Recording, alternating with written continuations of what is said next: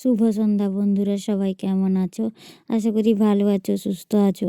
আমরা অনেক ভালো আছি। তো আজকে সন্ধ্যাবেলা একটু পিঠা বানাবো ভাবছি, পাটিসাপটা। তাই এখানে পুর মারা হচ্ছে, আর ওইখানে ময়দাটাও মাখিয়ে নিচ্ছি আমি।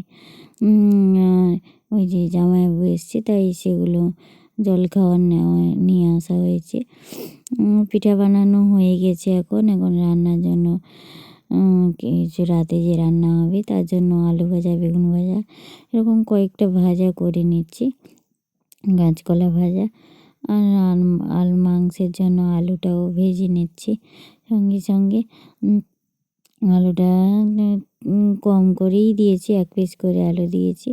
আর ওইদিকে মাংসটাও সব কিছু রেডি করে নিয়েছি, আর আলু সব কিছু ভাজাও হয়ে গেছে। তেলটা এখন গরম হচ্ছে, ওইখানে ফোড়ন মানে চিনি, শুকনো লঙ্কা, জিরা, তেজপাতা সব কিছু দিয়ে রঙটা উঠতে শুরু করলে একসঙ্গে মশলা মাখানো আছে সেগুলো দিয়ে দেবো।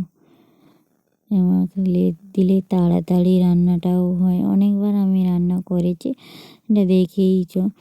তো এটা ভালো করে কষিয়ে নেব, ঢাকনা দিয়ে কষিয়ে তারপরে রান্নাটা সেরে নেব। এখন রাত 7:30 মতো হয়ে গেছে, তাই তাড়াতাড়ি রান্না করে নিচ্ছি। আর বোনেরা কালকে বাড়ি চলে যাবে, তাই আর দেরি করি নাই।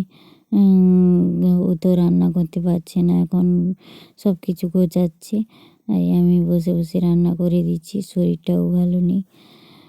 রান্না এই যে জলটা ঢেলে দিয়েছি, এখন ধনেপাতা কুচিটা একটু দিয়ে দেব, দিলে একটু ফুটিয়ে নিয়ে নামিয়ে নেব।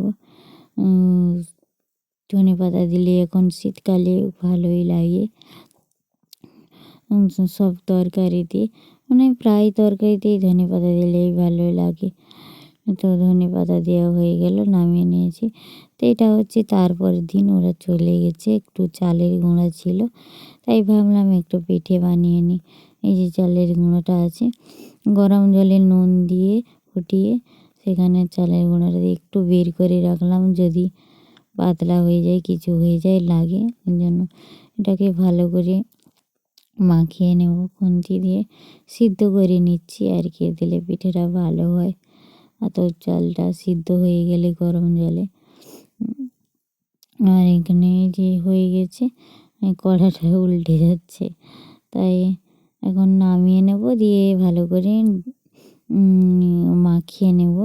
মাখানো হয়ে গেছে, একটু ঢাকিয়ে রাখবো 10-15 মিনিট। আর এই যে ঢাকিয়ে রেখেছিলাম, তারপরে এখন একটু ভালো করে আর একটু মাখাতে হবে। মাখিয়ে নিলে বাইরেরটা ভেতরে চলে যাবে, ভেতরেরটা বাইরে চলে আসবে। দিয়ে মাখিয়ে নেব। আর ওইদিকে পুরটাও তো মারা হয়ে গেছে, এই পুরটা দিয়ে করব। এখন আমি পিঠাগুলো বানিয়ে নিচ্ছি। একটুখানি চাল ছিল, যে কয়েকটা পিঠা হয়েছিল, কয়েকটা বলে 50-60টা মতন পিঠা হয়েছিল। দুধ ছিল, তাই বললাম বানিয়ে নিই। পিঠাগুলো খেতেও ভালো হয়েছিল, খুব নরম হয়েছিল, টেস্টিও হয়েছিল। তো বসিয়ে দিলাম, ওইদিকে দুধটা জাল দিতে বসিয়ে দিয়েছি। আর এই যে পিঠাটা বানিয়ে নিচ্ছি, কয়েকটা বানানো হয়েই গেছে। আর এই যে বানিয়ে নিচ্ছি ছোট ছোট করে পিঠাগুলো। তো ছোট ছোট করে বানালে দুধ দিয়ে ভালো লাগে, আর বড় বড় করে এমনি খাওয়া ঠিক আছে, কিন্তু ছোট। তো এই যে বানানো হয়ে গেছে, আর একটু পিঠা বানানো বাকি আছে। তো সবগুলো বানিয়ে নিই, তারপরে তোমাদের সঙ্গে শেয়ার করছি বানানো হয়ে গেলে। আর এদিকে যে দুধটা জাল এখনও হচ্ছে, সর পড়ে গেছে, দুধটা ঘন করে একটু মারা হবে, তারপরে এগুলোতে পিঠা সিদ্ধ করে দেওয়া হবে, নাহলে পিঠাগুলো ভেঙে যায়। তো ওই দিয়ে দুধটা গরম হোক, আর এদিকে পিঠাটাও সিদ্ধ হয়ে গেছে। এই যে নিচে জল দিয়ে দিয়েছি আর একটা এতের উপরে দিয়ে দিয়েছি। পিঠাগুলো সিদ্ধ হয়ে গেছে, এক ভাগ হয়ে গেছে আর একটা এটাই শেষ। এখন নামিয়ে ওই দুধের মধ্যে ওগুলো দিয়ে দেবো। দুধটাও গরম হয়ে গেছে, একটু পুর বেশি হয়েছিল সেটাও দিয়ে দিলাম, নারকেলের পুরটা যেহেতু। একটু চিনি দিয়ে দিলাম আর মিষ্টিটাও। এই যে দেখো কতগুলো পিঠা হয়েছে। সব পিঠাগুলো দিয়ে দেব এখন। দিয়ে পিঠাগুলো দিয়ে কিছুক্ষণ ফুটিয়ে নামিয়ে আনবো। একটু ফুটছে, কড়াইটা ভর্তি হয়ে গেছে, তাই একটু একটু আস্তে আস্তে ফুটিয়ে নিচ্ছি। তো এখন আমাদের পিঠা রান্না কমপ্লিট। আর একটু নামিয়ে আনবো, একটু ঠান্ডা করব, ঠান্ডা করলে ভালো হয়। আর ফ্রিজে রাখলেই তো ওইটা টেস্ট আরও বেশি বেড়েই যায়। তো আজকের ব্লগটা এখানেই শেষ করব।